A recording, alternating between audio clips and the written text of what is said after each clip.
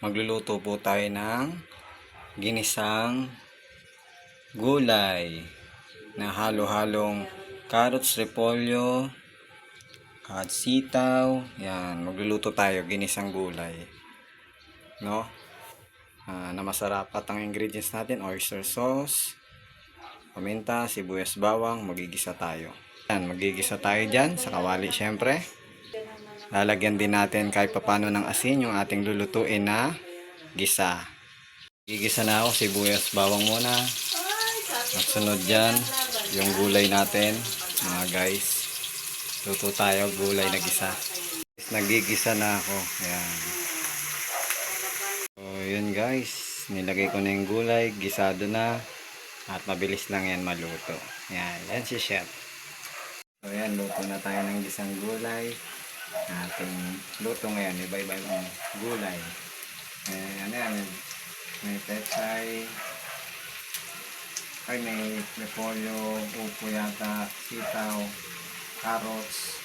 Ayan yung parang green na, ay parang pula na sili, ganon. Pero hindi siya sili. Ayan, luluto na tayo. So, yun guys.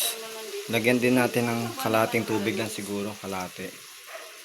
Ayan, konti lang. Ayan, para ano natin. May lasa-lasa siya. Ayan.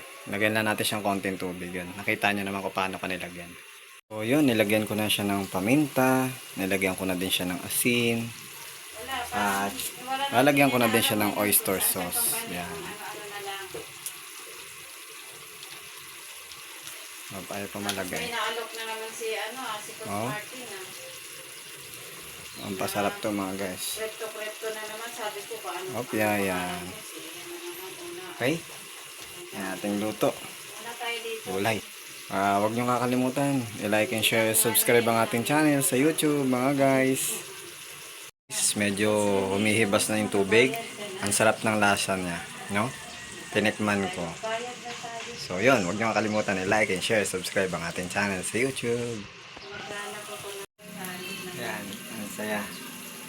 Luto tayo mga guys. Mag-aral magluto. Para tipid din sa gastos yan. Like and share and subscribe.